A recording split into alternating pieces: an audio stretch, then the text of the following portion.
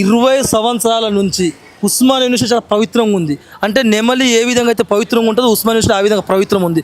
ఎప్పుడైతే ప్రజాపాలన పేరుతోటి విధ్వంసాలు రెచ్చగొట్టిండో 15,000 నుంచి 20,000 మంది పోలీసులు బందోబస్తుతో ఒక 4 కిలోమీటర్లు అంటూ కంచెలు నిర్వహించి 10 కోట్ల ప్రజా సొమ్మును వృధా చేసి ఎప్పుడైతే నువ్వు ఉస్మాన్ యూనివర్సిటీకి విద్యార్థులు లేకుండా వచ్చి మా తెలంగాణ రాష్ట్ర ఆత్మ గౌరవాన్ని మా యొక్క బాధల్ని కన్నీళ్ళు వినిపించుకోకుండా మా పైన అక్రమ కేసులు పెట్టినావు, నీ ప్రభుత్వం అప్పుడే వైఫల్యం చెందింది.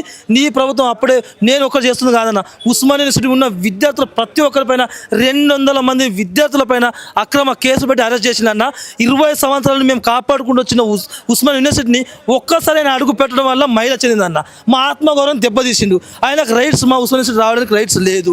ఒకవేళ వచ్చేది ఉంటే ఆయన ఇచ్చిన హామీలు నెరవేర్చిన తర్వాతనే, ఒకటో రెండు ప్రకటించిన తర్వాతనే ఆయన రండి అని చెప్పినాం. మేము అడిగిన దానికి ఇప్పటిదాకా నా మీద 8 కేసులు పెట్టి నేను అనేక రకాల భయోబంధాలకు ఏసీపీ దగ్గర నుంచి, డీసీపీ దగ్గర నుంచి, ఎస్ఐ దగ్గర నుంచి, కానిస్టేబుల్ దగ్గర నుంచి అక్రమంగా అరెస్ట్ చేయించిన పైన దాడులు చేసే విధంగా ఈ రాష్ట్ర ప్రభుత్వం కక్ష పూరితంగా చేస్తుందన్న.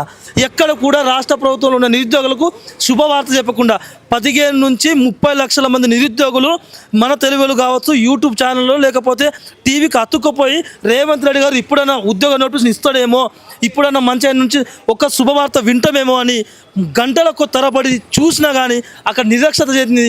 మా ఉస్మాన్ యూనివర్సిటీకి వచ్చి 30 సంవత్సరాలు 50 సంవత్సరాలు లేని అత్యంత బలహీనమైన ముఖ్యమంత్రి, అత్యంత బలహీనమైన ముఖ్యమంత్రి ఎవరైనా ఉన్నాడంటే సీఎం రేవంత్ రెడ్డి గారు మాత్రమే ఉన్నారన్న.